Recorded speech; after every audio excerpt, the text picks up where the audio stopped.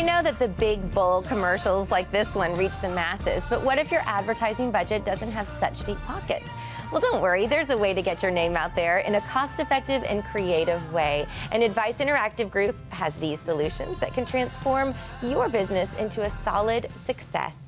Welcome, digital marketing expert John Kaufman. Thanks for having me. So happy to have you. You're going to be here every week. I know, you're stuck with me for a long time. I wouldn't call it stuck. We're happy that you're here. So tell us what your business does, Advice Interactive. Sure, so we're a digital marketing group. We're headquartered out of McKinney, Texas. We work with local, national, even global businesses from digital marketing strategies like their social media or their search marketing to web design development. And, you know, it's from the little guy all the way up to the big Fortune 500. So you're here so that people, I mean, this is a really cool opportunity for our audience because they can write in and ask you questions and really kind of get advice from you. Absolutely, and that's what the goal is, right? Yeah. We don't want to just sit here and lecture every week. We want people to actually come onto our page, come onto D-Living, and ask us questions about what's going on in their business and what they're interested in, what they're looking to do, whether they're an individual with a passion or a company that's growing in the Dallas area. And you have a really big talent base at your office. Like, tell us what's every day like at your office? It's fun. I mean, you can really liken it to the Google-esque atmosphere, right? Yeah. It's a technology space. We're actually building our new space right now, which will be done soon. So Very a large cool. kind of tech place. We, throw balls around, play ping pong, and do all the things that you'd imagine. Well, you'd have to come to our office to see. But you really do. Like, I think that's so cool. It's fun. It's a really relaxed atmosphere, and we have a really good time doing it. We have a ping pong table here. Maybe you can give me a little lesson afterwards. Absolutely. Yeah. Sure. So in the segments, we're going to talk. We're going to take Q&A. We already got a few tweets with questions from people. Absolutely. That I'm hoping we can take a look at, and maybe you can kind of answer them. Sure. So here's our first one. Let's see where it is. Okay. Should I use social media as a small business, and how can I use it? Okay, great question. I think that was a Twitter question. So, yes.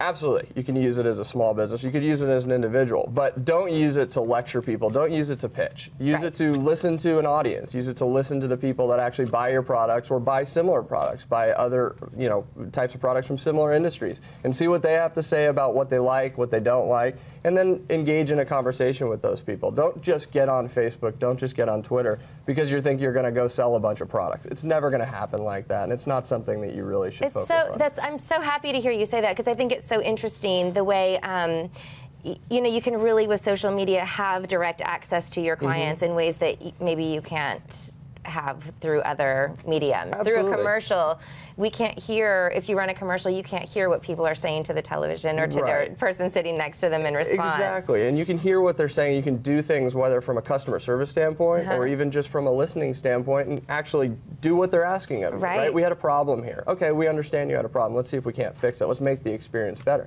And people that embrace it for that kind of methodology rather than saying stay at our hotel, come to our restaurant, have a much better success rate with it. Very cool. Okay, we have another Twitter question that we got in advance, right? And it's about having a website. I have a website. Should I build a mobile site? I have a confession to make personally to you. I have no idea what the difference is between the two. Okay, so let's start there. Okay, so it goes back to a lot of different buzzwords. There's responsive, there's adaptive, there's online desktop websites that you go to when you're just sitting on your computer, on your laptop, and then there's websites that you go to when you're on your phone. And sometimes you'll see that when you go to those websites, you go to your phone, it transfers over to a mobile platform. Well, 3 years ago, if that question would have been asked by a viewer, it's extremely expensive for someone to do. But nowadays, if you're an individual, maybe you're selling jewelry online, maybe you're opening up a restaurant, it's very easy. You can go to Google, and Google actually has a template where in just a few minutes, they'll take your online site, your desktop site, and they'll transform it into a mobile-friendly version. Wow. You don't want to go to your cell phone or your iPad and read tons and tons of content that you'd ordinarily look at on a desktop setting. So it's really, really easy, cost-effective way for individuals or small businesses to use.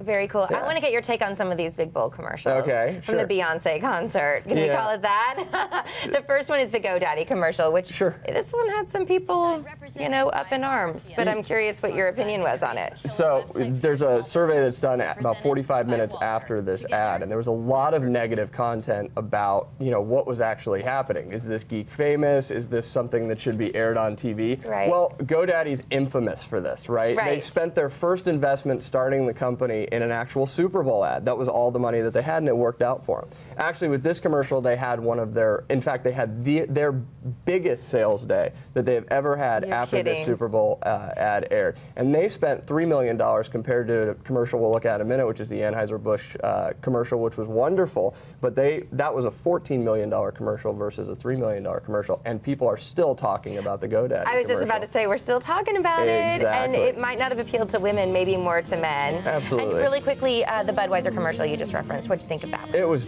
brilliant. It was great. It's really heartwarming. I'm always of the mindset that you want to sell your product in a commercial, and I didn't see as much of a product in this. Obviously, we didn't see it in the GoDaddy commercial either, but it gets people talking. There was some buzz about this, a ton of positive sentiment, but unfortunately on the web, positive sentiment doesn't always equal sales. Right. So the jury's still out on the social media aspects of that commercial itself. But it was a beautiful, heartwarming commercial. Thank you so much for being here. Thank you. We'll see you next Wednesday as well. Looking forward to it. If you have a question for John and the experts at Advice Interactive Group, you can live tweet during the show at Advice Group, #BizVisible, or go to their website at adviceinteractivegroup.com. Is it .com or .tv? .com/TV. .com/TV. You can also let them know you would like to be a featured guest on one of their segments. We can get free advice for you. You can also reach them by phoning 877-692-7250.